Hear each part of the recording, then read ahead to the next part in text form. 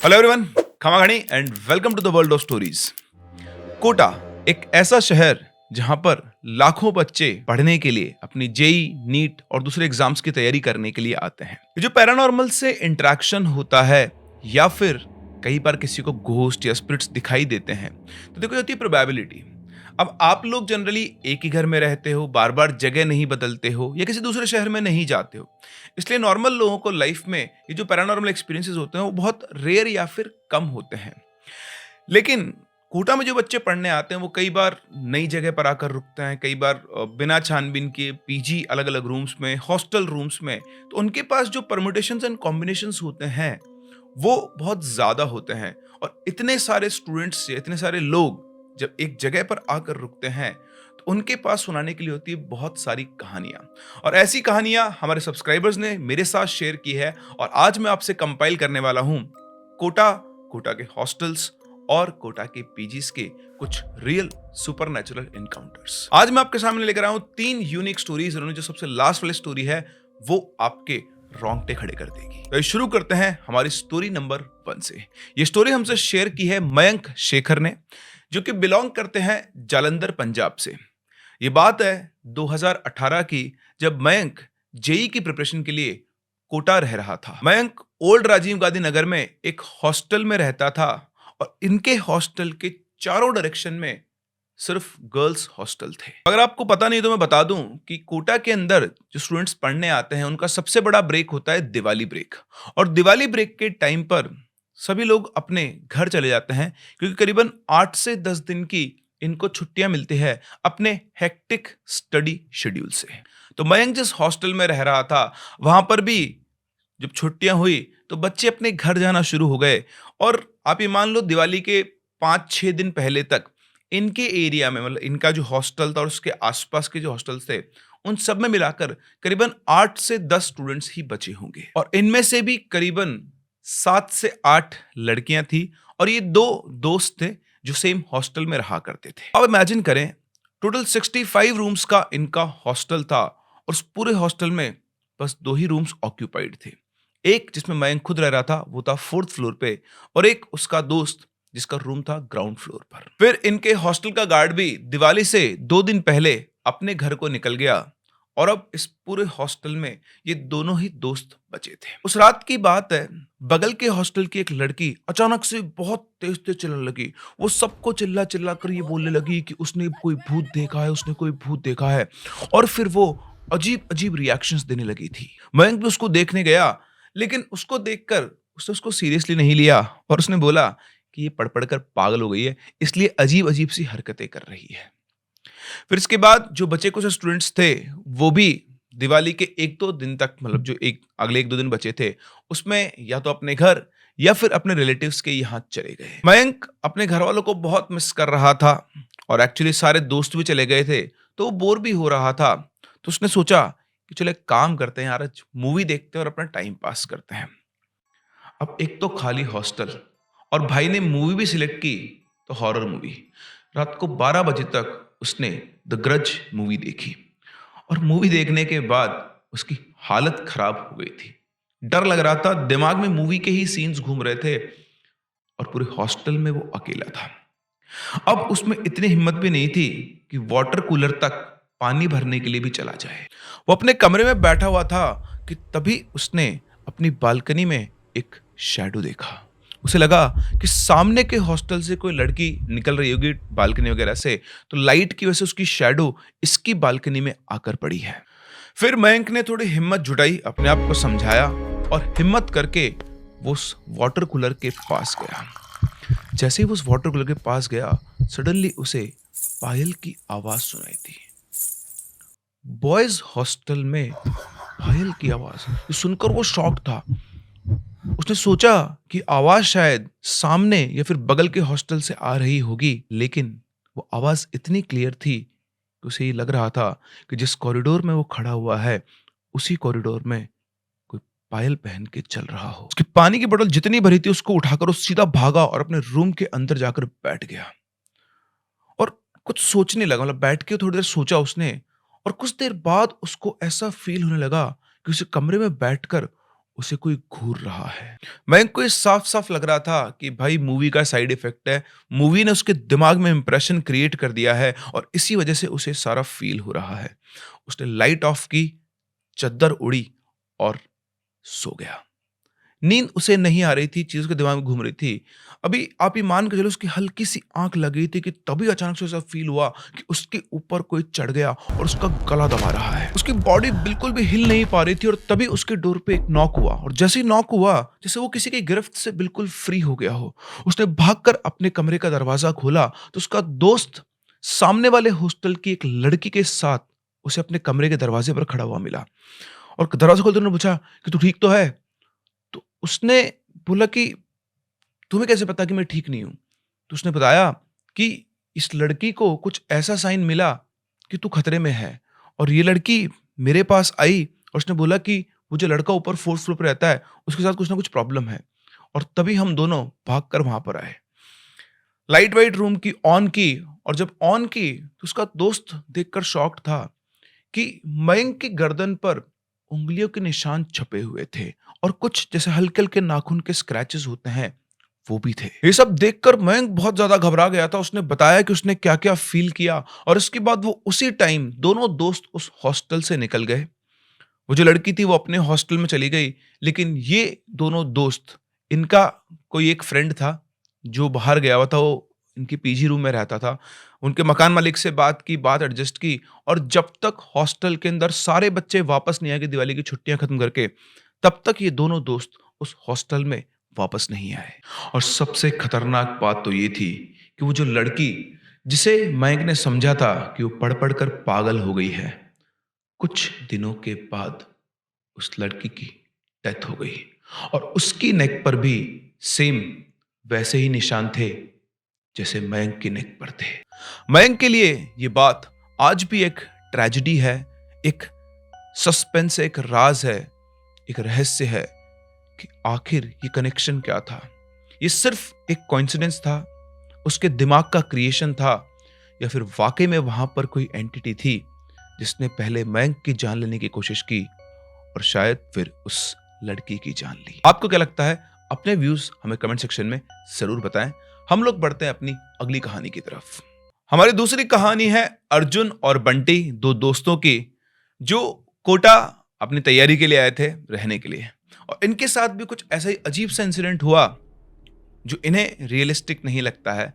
आपको कैसा लगता है ये तो आप स्टोरी सुनकर ही बता पाएंगे। अर्जुन और बंटी जब कोटा आए तो दोनों के दोनों एक पुराने और बड़े से हॉस्टल में रहने लगे थे। इस हॉस्टल का माहौल मतलब इसकी स्ट्रक्चर ऐसी थी, कभी कभी अपने अभी ये माहौल बड़ा क्रीपी सा लग जाता था। एक रात ये दोनों अपने कमरे में बैठे हुए थे कि तभी अचानक से किसी अजीब सी आवाज ने दोनों को डर से कांपने पर मजबूर कर दिया। उस रात जब ये अपने कमरे में लेटे हुए थे तभी रात तो करीबन 2 बजे के आसपास इन्हें एक लड़की की रोने की आवाज आती है। वो आवाज इतनी क्रिस्टल क्लियर थी कि आवाज सुनते ही दोनों के दोनों दोस्त नींद से जाग गए और एक दूसरे की शक्ल देख रहे थे और दोनों के चेहरे पर हवाइयां उड़ी हुई थी। वो आवाज इन्हें सिर्फ कुछ सेकंड्स के लिए सुनाई दी और फिर एकदम से गायब हो गई। अभी दोनों दोस्त इतनी आसानी से डरने वाले नहीं थे। जब उनकी आंख खुली तो वो लोग अपने रूम से बाहर निकले। शेयरिंग वाला इनका रूम था और बाहर निकलकर हॉस्टल के कॉरिडोर्स के अंदर घूमने लगे, देखने की आवाज कहां से आई। जब ये घूम रहे थे और एक पॉइंट पर पहुंचे तो इन्हें वापस से एक आवाज आई, बचाओ, मुझे यहां से निकालो। आवाज इतनी क्लियर थी कि आवाज सुनकर दोनों चौंक गए, लेकिन उनको उस आवाज का सोर्स पता नहीं चल रहा था। और तभी बंटी ने अर्जुन से कहा, ये क्या हो रहा है भाई, ये आवाज कहां से आ रही है? अर्जुन ने कहा, पता नहीं यार, लेकिन आवाज बिल्कुल क्लियर सुनाई दी है। हॉस्टल कॉरिडोर के अंदर हल्की हल्की लाइट जल रही थी, लेकिन उन्हें दिखाई कोई भी नहीं दे रहा था। और तभी फिर से वो आवाज वापस आई और इस बार ये आवाज उन दोनों के कमरे की तरफ से आ रही थी। इन्हें कुछ सोचने का टाइम भी मिल पाता उससे पहले दोनों अपने कमरे की तरफ भागे और भागकर जब ये कमरे में पहुंचे तो उन्होंने देखा कि इनके बिस्तर के ऊपर एक पेपर पर कुछ लिखा हुआ था। उस पे लिखा हुआ था, मुझे यहां से निकालो, मैं यहां फंस गई हूं।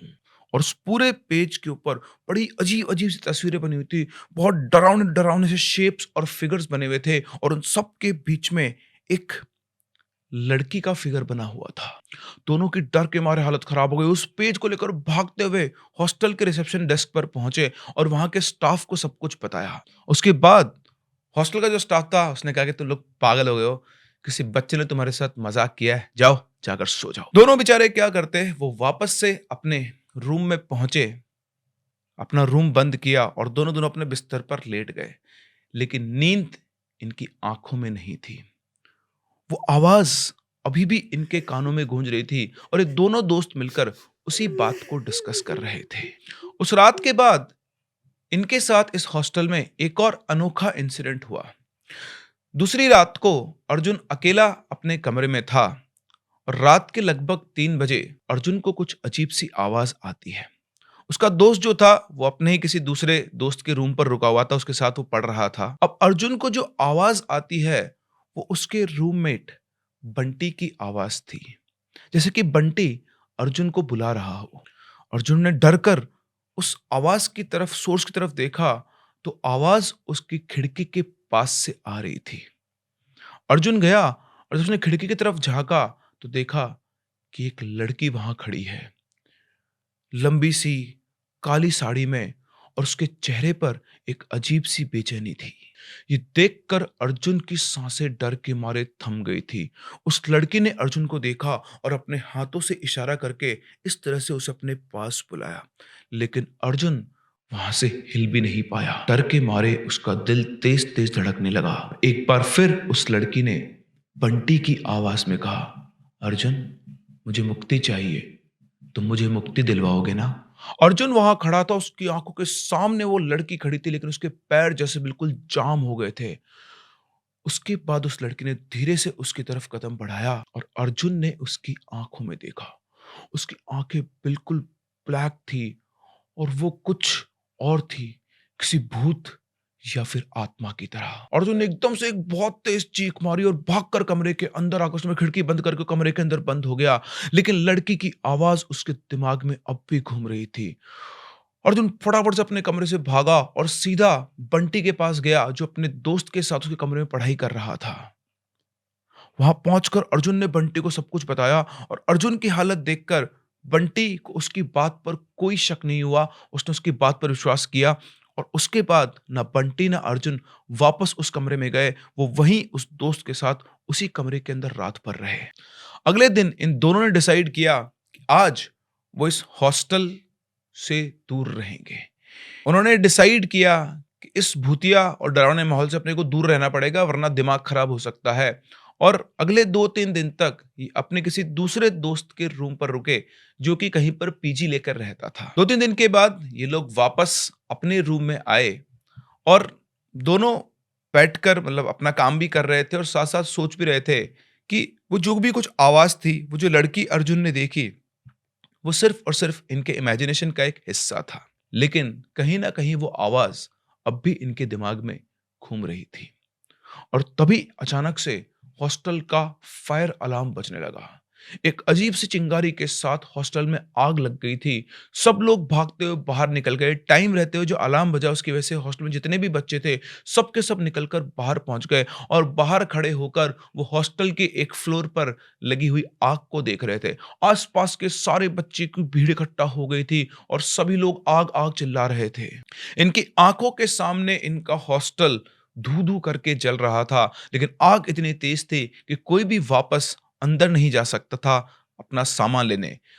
बस ये कंफर्म कर लिया गया था कि कोई भी बच्चा अंदर नहीं है, स्टाफ और सभी बच्चे बाहर आ चुके थे। और तभी अर्जुन बंटी के कंधे पर हाथ रखता है और उसे फ्लोर की तरफ इशारा करता है और वहां एक खिड़की पर उन्हें एक लड़की दिखाई देती है। बॉयज हॉस्टल में आग लगी हुई है और खिड़की पर उन्हें एक लड़की दिखाई देती है और ये वही लड़की थी जो 2-3 दिन पहले अर्जुन को अपनी खिड़की पर दिखाई दी थी। वो इतनी दूर थी लेकिन अर्जुन और बंटी को बहुत साफ-साफ दिखाई दे रही थी और फिर उसने अर्जुन से कहा, मुझे यहां से निकालो अर्जुन, मैं यहां फंस गई हूं। ये आवाज उसके कानों में इतनी क्लियर गूंजी जैसे उसके कान में आकर उसने ये बात कही हो। इस भयानक स्थिति में अर्जुन ने कुछ नहीं कर पाया और बस वो अपनी आंखों को बंद करके खड़ा हो गया। थोड़ी देर के बाद आग बुझ गई और जब आग बुझ गई आवाज आई, तब अर्जुन ने अपनी आंखें खोली तो वो लड़की अब उस खिड़की से गायब हो चुकी थी। कुछ लोगों ने फायर एक्सटिंग्विशर के थ्रू फ्लोर पर जाकर आग को बुझा दिया था। अर्जुन, उसका दोस्त बंटी और हॉस्टल के सभी बच्चे बिल्कुल सेफ थे। किसी को भी किसी तरह कोई नुकसान नहीं हुआ था। बस एक फ्लोर पे लगी आग से इनका सामान वगैरह जल गया था, जो बच्चे उस फ्लोर पे रहते थे उनका। हॉस्टल में आग कैसे लगी किसी को नहीं पता। शायद शॉर्ट सर्किट की वजह से ये आग लगी थी। लेकिन अर्जुन और बंटी को तो कुछ और ही लगता था। शायद ये सिर्फ अर्जुन का इमेजिनेशन होता, लेकिन खिड़की में जलती आग में वो लड़की अर्जुन के साथ साथ बंटी को भी दिखाई दी थी। इसके बाद 2-3 दिन जब ये सब कुछ नॉर्मल हो गया, इसके बाद दोबारा इनको वो आवाज़ सुनाई नहीं दी, ना ही वो लड़की दिखाई दी। जब हॉस्टल में इन्होंने बाकी बच्चों को ये सब बताया, तो किसी एक स्टूडेंट ने बताया कि उसको ये पता चला था कि वो एक लड़की की आत्मा है, जो इस हॉस्टल में कहीं फँसी हुई थी। और कई बार कई और बच्चों को भी रात को ऐसी एक आवाज़ सुनाई दी थी, लेकिन उन्हें दिखाई कुछ नहीं दिया और उन लोगों को लगा कि कोई ऐसा मज़ाक कर रहा है और उन्होंने इस बात को इग्नोर कर दिया था। लेकिन इस दिन के बाद अपने आप ही कभी दोबारा अर्जुन या बंटी को कोई ना आवाज सुनाई दी, ना वो लड़की दिखाई दी। क्या हुआ, क्या नहीं, ये इनके लिए अनएक्सप्लेनेबल है। अगर आपको ये समझ में आता है तो कमेंट सेक्शन में जरूर बताएं कि अर्जुन और बंटी के साथ जो हुआ वो सिर्फ इनका इमेजिनेशन था, या फिर वाकई में वहां पर कोई स्पिरिट ट्रैप थी जो इन दोनों को दिखाई दी। और ऐसा क्या हुआ कि उस आग वाले इंसिडेंट के बाद वो एकदम से वहां से गायब हो गई। और हम बढ़ते हैं अपनी अगली कहानी की तरफ, जो आपके रोंगटे खड़े कर देगी। हमारी तीसरी कहानी हमारे साथ शेयर की है प्रखर ने, और ये बात है 2011 की, जब 10th पास करके प्रखर गांव से कोटा आया था कोचिंग करने के लिए। उन्हीं के साथ इनका छोटा भाई भी आया था, और ये दोनों सेम क्लास में थे क्योंकि इनके एज में बहुत ज्यादा डिफरेंस नहीं था।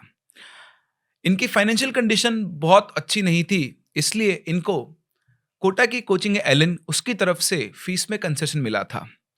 तो प्रखर ने आईआईटी की तैयारी के लिए एडमिशन लिया और उसके छोटे भाई ने पीएमटी की तैयारी के लिए एडमिशन लिया। तो यहाँ पर मैं आपको बता दूं कि कोचिंग के पास में उस टाइम पर रूम्स महंगे हुआ करते थे। तो इन लोगों ने क्या किया, कोचिंग से थोड़ा दूर जाकर, ऐसा एरिया जहाँ पे स्टूडेंट्स नहीं रहा करते थे उस टाइम पर, ताकि किराया अफोर्ड कर सके, इसलिए इन्होंने कोटा में एक जगह है रंगबाड़ी, उसके अंदर एक एरिया बालाजी नगर, वहां पर जाकर इन्होंने एक रूम रेंट पर लिया। अब इन दोनों की क्लास यहाँ के दो अलग अलग बिल्डिंग्स में लगा करती थी। जहाँ इसके छोटे भाई की क्लास तलवंडी करके एक एरिया है, जो अगर आप कोटा से हैं या कोटा में रहे हैं तो आप उसको बहुत अच्छे से जानते होंगे, वहां लगा करती थी। और प्रखर की खुद की क्लास जो थी वो इंदिरा विहार की बिल्डिंग में लगा करती थी। उनका जो छोटा भाई था उसका नाम था गुरी, वो साइकिल से कोचिंग आया जाया करता था। तो ऐसे करके सब कुछ स्टार्ट हो गया। लेकिन प्रखर ने जब अपनी क्लासेस करना शुरू किया तो उसे कोचिंग में कुछ समझ में नहीं आ रहा था। 10 दिन 15 दिन उसने बहुत ट्राई किया, सब कुछ किया, लेकिन फिर भी उसे चीज़ें समझ में नहीं आ रही थी। तो उसे लगा कि मैथ्स उसके बस की बात नहीं है, और उसने सोचा कि उसे सब्जेक्ट चेंज कर लेना चाहिए। आईआईटी की जगह उसे भी पीएमटी की तैयारी करनी चाहिए। उसने जैसे तैसे करके अपने घर वालों को राजी किया और फाइनली इसकी फैमिली ने अलाउ कर दिया, और प्रखर ने भी अपने भाई के साथ ही पीएमटी की तैयारी के लिए एडमिशन ले लिया। लेकिन क्योंकि टाइम गुजर चुका था, तो प्रखर को एडमिशन मिला सेकंड फेज में, और उसका जो छोटा भाई था गुरी, उसको एडमिशन मिल गया था फर्स्ट फेज में। इसके कुछ दिनों के बाद इनकी बुआ जी का लड़का भी कोटा आ गया कोचिंग के लिए, और उसने करियर पॉइंट में AIEEE के लिए एडमिशन लिया। और अपने दोनों कजिन ब्रदर के साथ साथ उसने भी उसी घर में उनके ही फ्लोर पर एक रूम ले लिया। तो उस घर में 2 ही रूम थे, एक में प्रखर और उसका भाई रहते थे और दूसरे में इनका कजिन ब्रदर रहता था। सब कुछ नॉर्मल चला। फिर एक रात की बात है कि ये सभी लोग सो रहे थे कि तभी प्रखर की आंख खुलती है। आंख खुलने का कारण था कि किसी ने उसका गेट नॉक किया था। एक बार उसका गेट नॉक हुआ, उसे लगा कोई अगर बाहर होगा तो दूसरी बार भी नॉक करेगा, लेकिन उसके बाद उसे दूसरी नॉक सुनाई नहीं दी। अब प्रखर का अगर मैं आपको नेचर बता दूं कि वो डरता बहुत था, छोटी छोटी बातों से भी वो डर जाता था, जबकि उसका छोटा भाई गुरी जो था वो डरता नहीं था। तो जब ये नॉक हुआ तो प्रखर को डर लगा, और उसने अपने दिमाग को समझाया कि ये सिर्फ उसका वहम है, ऐसे डोर सिर्फ एक बार नॉक थोड़े ना होता है। और ये कहकर, ये अपने आप को समझाकर वो वापस से सो गया। लेकिन अब ये सेम चीज़ दूसरे दिन भी हुई और जब ये दूसरे दिन हुई तो उसने टाइम देखा तो रात के एग्ज़ैक्टली 12 बजे हुए थे। ये देखकर एक बार प्रखर सहम गया, लेकिन फिर उसे लगा कि नहीं यार ये वाक़ई में मेरे मन का वहम है और फिर से वो सो गया। पर थर्ड नाइट सेम टाइम पर फिर से ही और आज के दिन तो प्रखर जागा हुआ भी था, बस उसने चद्दर ओढ़ी हुई थी क्योंकि उसे डर लगता था, तो गर्मियों के अंदर भी चद्दर ओढ़कर ही सोता था। तो एग्जैक्टली 12 बजे ही फिर से गेट नॉक हुआ और सिर्फ एक ही बार गेट नॉक हुआ। अब ये तीसरे दिन लगातार ये नॉक सुनकर वो बहुत बुरी तरह डर गया, लेकिन अपने दोनों भाइयों को कुछ भी बता नहीं पा रहा था क्योंकि पहली बात तो उसे खुद को ही समझ में नहीं आ रहा था कि ये सब रियल है या सिर्फ उसका वहम है। और इस चीज को कंफर्म करने के लिए वो इस नॉक को और ध्यान से सुनने लगा। डे बाय डे हर रात सेम टाइम पर वही नॉक होती और ऐसे ही दिन निकलते गए और फिर टाइम आया रक्षाबंधन का। रक्षाबंधन के टाइम पर इनकी कोचिंग में 7 दिनों की छुट्टियां होने वाली थी, लेकिन ये छुट्टियां सिर्फ फर्स्ट फेज वालों को मिलने वाली थी, सेकंड फेज वालों को नहीं, क्योंकि उनका कोर्स पहले से ही पीछे चल रहा था। तो हुआ ये कि प्रखर के छोटे भाई गुरी और उसके कजिन दोनों की छुट्टियां हो गई, लेकिन प्रखर को कोई छुट्टी नहीं मिली। अब जब उन दोनों को छुट्टियां मिल गई तो उसका छोटा भाई और उसकी बुआजी का लड़का दोनों गांव के लिए निकल लिए और छोड़ गए प्रखर को अकेला। अब जब वो अकेला रहा तो वो दिन से ही टेंशन में आ गया कि आज मैं अकेला कैसे सोऊंगा, और ये सोचते सोचते ही रात हो गई और पता नहीं प्रखर को क्या हुआ कि उसे सोच लिया, थोड़ी हिम्मत जुटाई कि आज कुछ भी हो, अगर किसी ने गेट नॉक किया तो मैं उसी टाइम दरवाजा खोल के बाहर निकलूंगा और देखूंगा कि कौन है, क्योंकि डर के आगे जीत है। वैसे प्रखर को अपने मकान मालकिन और उसकी मम्मी पर शक था। इनकी मकान मालिकिन की मम्मी को ये लोग नानी जी बुलाते थे और प्रखर ने ऑब्जर्व किया था कि उनके घर में सिर्फ लड़कियां ही थी और उनसे कभी बात करो तो हमेशा उनकी बातों में उन्हें एक लड़के की चाहत दिखाई देती थी। जब उन्होंने कई बार पूछा कि भाई तुम्हारे घर में कौन कौन है, तो प्रखर बताता था कि हम 2 भाई हैं। तो कहते अच्छा तुम 2 भाई हो, तुम्हारे घर वाले तो कितने खुशकिस्मत है कि 2 बच्चे और दोनों के दोनों लड़के, हमारे देखो एक के बाद एक लड़कियां होती जा रही हैं।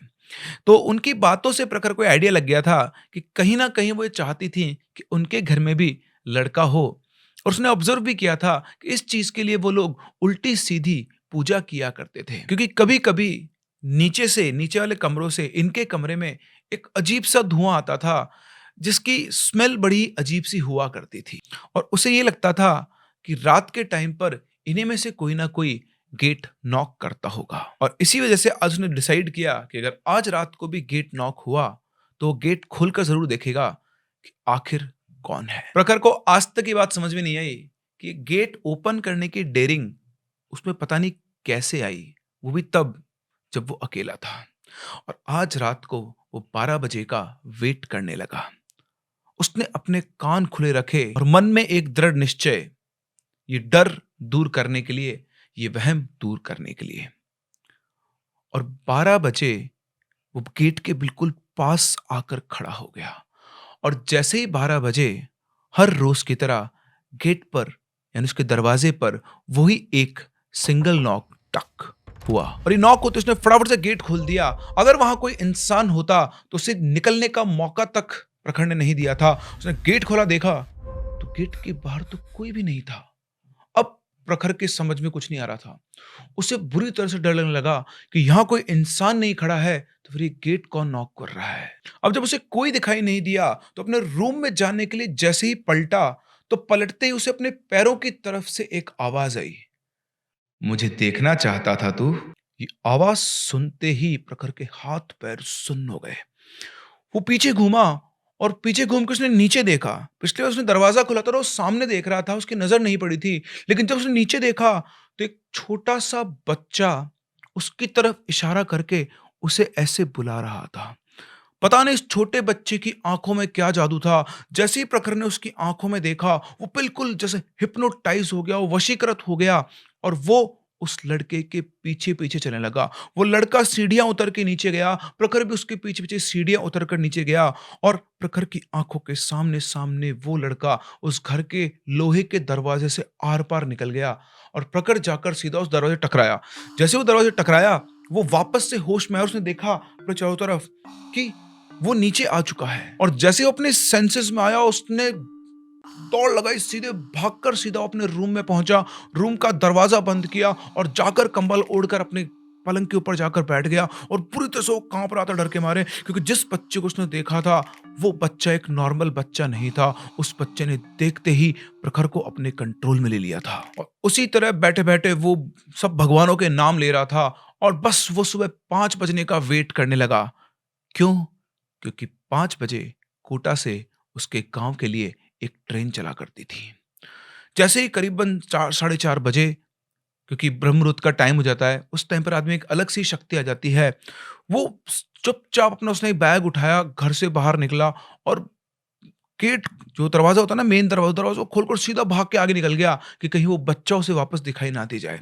वहां उसे एक ऑटो वाला मिला। उस ऑटो वाले से बातचीत करके उससे कहा कि मुझे स्टेशन छोड़ दो। जितने पैसे उसने मांगे उसने एक ही बार में दे दिए और फिर वो सीधा स्टेशन पहुंचा और स्टेशन पहुंचकर उसके गांव जाने वाली जो ट्रेन थी उसमें जाकर वो बैठ गया और तब कहीं जाकर उसने चैन की सांस ली।